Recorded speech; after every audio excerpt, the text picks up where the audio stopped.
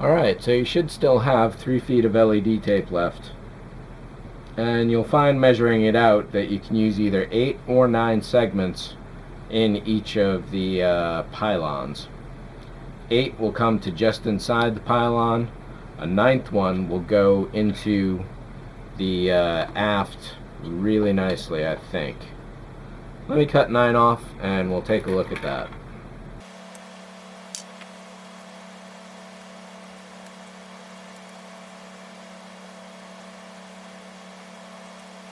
So you know what? I'm actually going to go on 8 for the length, and that's because the glow kit includes two 10mm UV LEDs.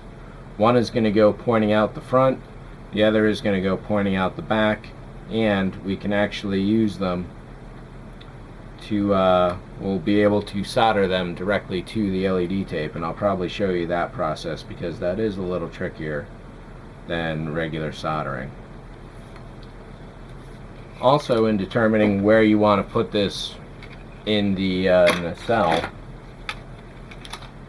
there's really no way to float the strip in the middle and have it be centered and lit properly on all sides, unfortunately. However, I have found that a fairly good compromise is right here along that intake line. So that will give this entire side a nice full even glow, and that's a little more important than anything else there, I would expect.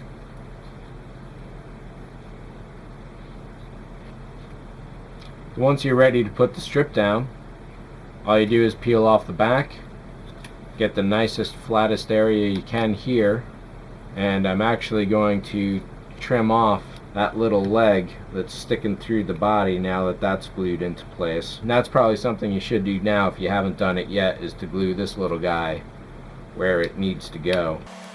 So that's pretty even, and let me cut the other one while I'm at it.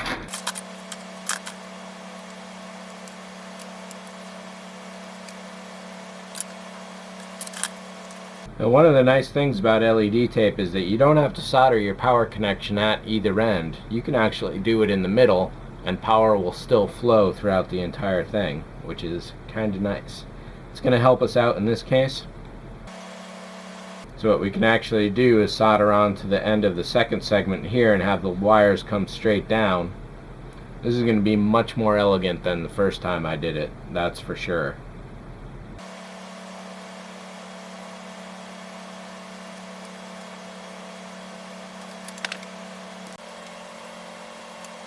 So I mentioned that lining the edge with sprue was a good way to help put this model together because it helps with stability issues when you put the two halves together. However, so what I noticed when I lit it up was that the inner sprue was casting a shadow of itself essentially, even though that shadow itself was glow in the dark.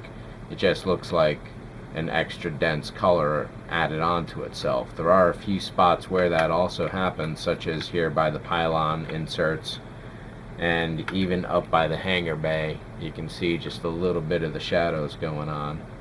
It'd be nice if I could get a single LED up there, but I don't know if it can happen.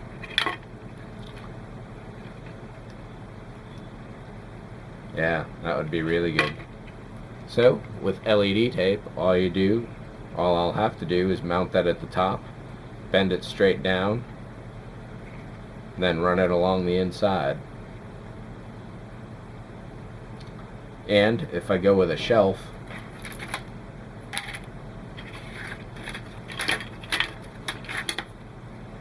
and if I decide to go with the shelf, I'll be able to double this up and put some more along the bottom of it to get a full even glow.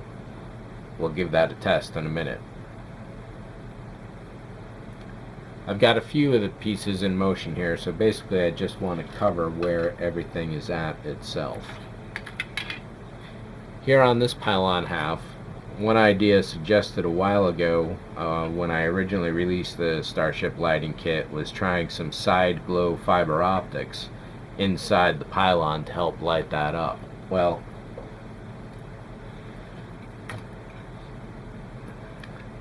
by itself, it really doesn't do too much at all, even though it's going straight through. So yeah, there's the slightest bit of glow going on. And if you pair that up with a nacelle half such as this,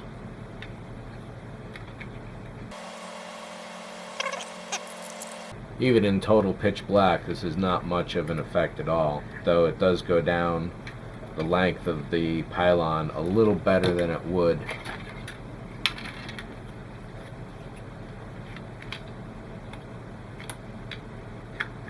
But not really by much at all. And there's a little more light at the bottom as well that will be kicked up from being attached to the secondary hull. On the pylon, going with the standard 26 gauge wire, running one wire down each side of the pylon, you can actually see the color red and black through here. So what I'm going to be doing is running magnet wire through the pylons, or stripping the rubber coating off of the wire here so it's bare copper, and as long as those are separate it doesn't matter. That will at least be a little less visible overall. On this piece here, I've done a test of putting the 10mm LEDs directly wired to the ends and wired for power down the middle here. It clearly works. This definitely gets warm. Wouldn't want to keep it on for more than half an hour at a time, basically. There's just nowhere for the heat to go once the pieces are on.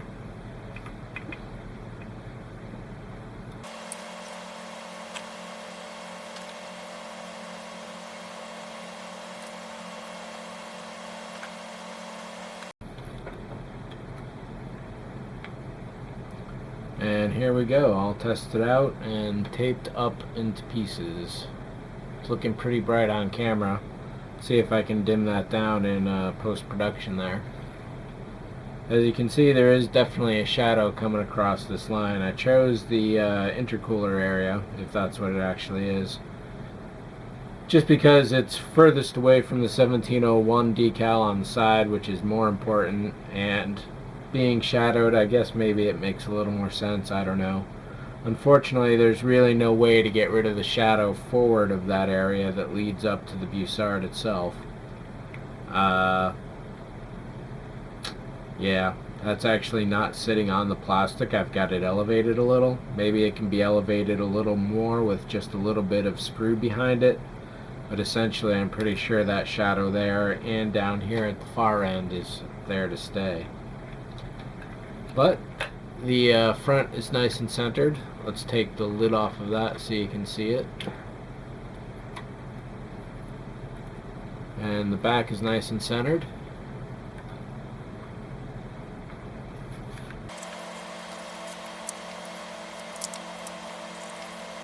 And the power lines are nice and separated and not really visible at all. So let me show you how I put this together and we'll go from there.